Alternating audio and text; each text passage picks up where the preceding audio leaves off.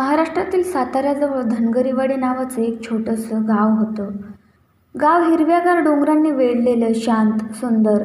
पण त्या गावात एक अशी जागा होती जिथे सूर्य मावळल्यानंतर कोणाचंही पाऊल पडत नसे. ती जागा म्हणजे काळी विहीर. गावात अशी अफवा होती की त्या विहिरीतून रात्री कुजबूज ऐकू येते. कधी रडण्याचा आवाज, तर कधी मदतीसाठी ओरडणारा एखादा माणूस. गावातील म्हातारे लोक सांगायचे, त्या विहिरीत एक रहस्य दडले आणि जे कोणी ते शोधायला गेले ते कधीच परत आले नाहीत. एक दिवस गावात नवीन शिक्षक आले, अभिजित देशमुख. शहरातून आलेला, हुशार पण थोडासा हट्टी. त्याला भूताखेतांवर अजिबात विश्वास नव्हता. पहिल्याच दिवशी त्याने गावकऱ्यांना विचारलं, ही काळी विहीर नेमकी काय आहे? हे ऐकताच सगळे शांत झाले. गावातील वृद्ध गणपत काका थरथरत्या आवाजात म्हणाले, मास्तर, त्या जागेपासून लांब राहा. त्या विहिरीनं अनेकांचे जीव घेतलेत.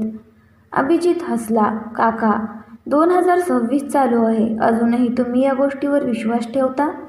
गणपत काकांच्या डोळ्यात अचानक भीती दिसली. विश्वास नाही ठेवला म्हणूनच माझा मुलगा गेला. हे ऐकून अभिजित थोडा गंभीर झाला. त्या रात्री अभिजित शाळेजवळच्या सरकारी घरात झोपला होता. मध्यरात्री झाली. अचानक ठक ठक ठक दरवाजावर आवाज आला. तो उठला. कोण आहे? उत्तर नाही. त्याने दरवाजा उघडला. बाहेर कोणीच नव्हतं.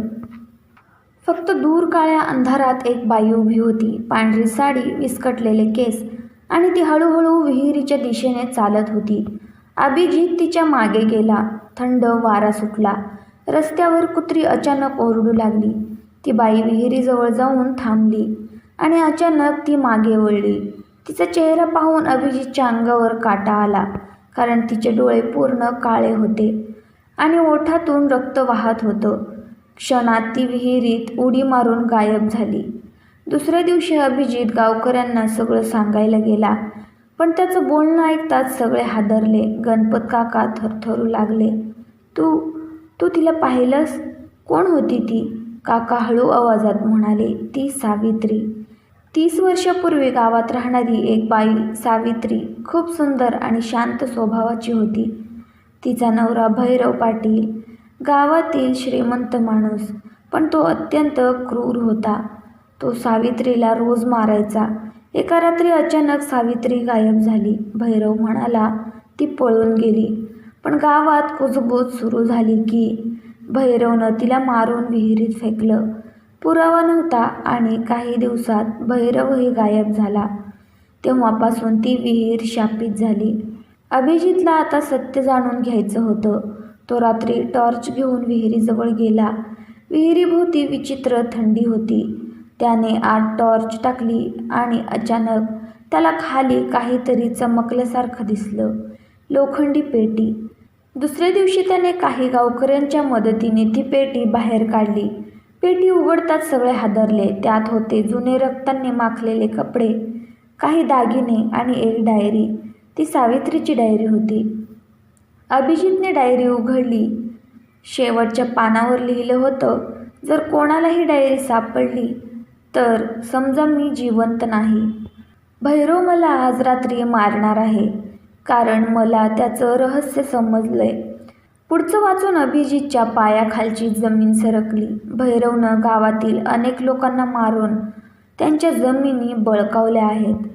आणि शेवटी लिहिलं होतं, जर मला काही झालं तर माझा आत्मा शांत बसणार नाही. अभिजितने पोलिसांना बोलावलं. विहिरीजवळ खोदकाम सुरू झालं आणि तिथून 1 नाही, 2 नाही, तर तब्बल 7 सांगाडे सापडले. संपूर्ण गाव हादरलं. भैरव पाटील हा फक्त क्रूर नवरा नव्हता, तो एक खुनी होता. त्या रात्री गावात पहिल्यांदाच शांतता होती. लोक म्हणाले, सावित्रीला न्याय मिळाला. अभिजितही शांत झोपला. पण मध्यरात्री पुन्हा दरवाजावर आवाज आला, ठक ठक ठक. अभिजितने घाबरत दरवाजा उघडला. बाहेर कोणीच नव्हतं. फक्त जमिनीवर एक ओलसर चिठ्ठी पडली होती. त्याने ती उचलली. त्यावर लाल अक्षरात लिहिलं होतं, 7 सांगाडे सापडले, पण 8वा अजून विहिरीतच आहे. ही वाजताच अचानक विहिरीच्या दिशेने एक बाईच्या भीषण हसण्याचा आवाज घुमला आणि त्या रात्रीनंतर अभिजित पुन्हा कधीच दिसला नाही.